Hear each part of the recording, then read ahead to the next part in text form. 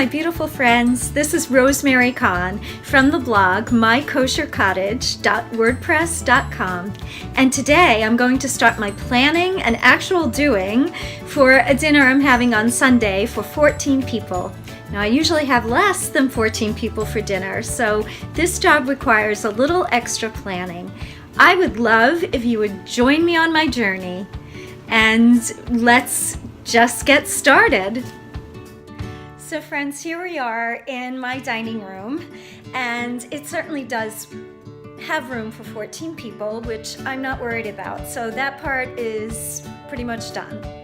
A lot of the planning takes place outside of the kitchen, at least at first. And step one really is to plan my menu, and how I do that is I go through my favorite recipe books. I've got some pamphlets from the Sisterhood sampler that we do in our community every year. I've gotten great recipes from here, and they're tried and true, love them. Also, the Kosher by Design books, the pink one, the entertainment book, has been like my best friend for the past 6 years. I love the recipes in here. I've made them over and over again, and there are enough in here that you can have lots of variety. Love the book. And that is by Susie Fishbein. Binder of recipes that I've taken from magazines, I've taken them from newspapers, I've downloaded them from laurainthekitchen.com and some other recipe websites. I have them categorized by course, and this has also been an invaluable but ever-growing tool to plan a menu. So now here I am in the kitchen, and I want to show you my book of menus. Whenever I have company, I write down who the guests were and what my menus were, and I would like you to see that. So here's my menu book, and what I do as far as the recipes go, I write down what I'm going to make and what page of what book the recipe can be found on.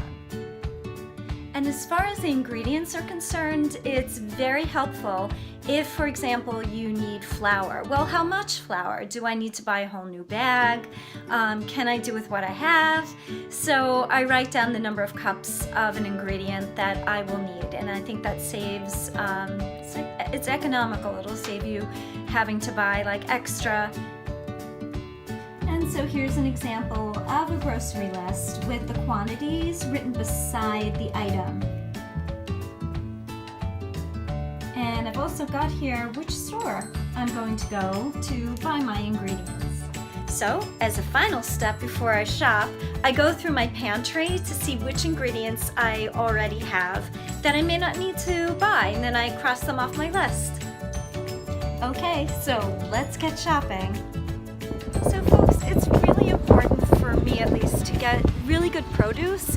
So I'm hoping that this store that I chose to go to today has superior produce. I would say things are looking pretty good in here.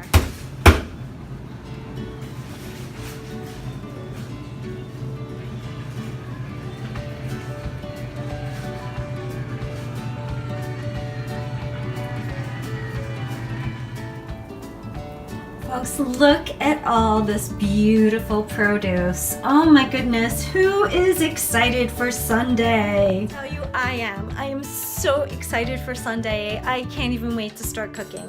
Before I start cooking though, I do have a cooking plan. You see, this is Wednesday, the dinner is Sunday. So I've spaced out my cooking according to what part of the meal it is. I just went to the butcher, I got all my meat, so today is the day I'm going to cook all the meat. I'll show you my plan. I jot my cooking plan down in my notebook, and let's see, so Wednesday I am going to be making the meat, and I'll freeze that because it's a couple of days between now and Sunday. And also the cauliflower quiches, I'm going to do that today and freeze them. Let's see, on Friday I'll be making the other side dishes like the fried eggplant, the roasted potatoes, green beans, and the stuffed mushrooms. That'll be Friday, and the rest of it I'll leave for Sunday morning. I can simply put the salads together and the fruit together. I can also bake my confetti cake on Sunday.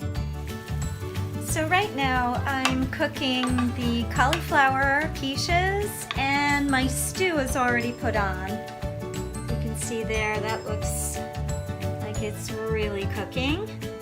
I'll have time in a little while to start the chicken. Everything will be cooking at the same time. Today is Friday, and today is the day I'm going to be making all the vegetable dishes that go to complete my dinner for Sunday. First things first, timing is really important.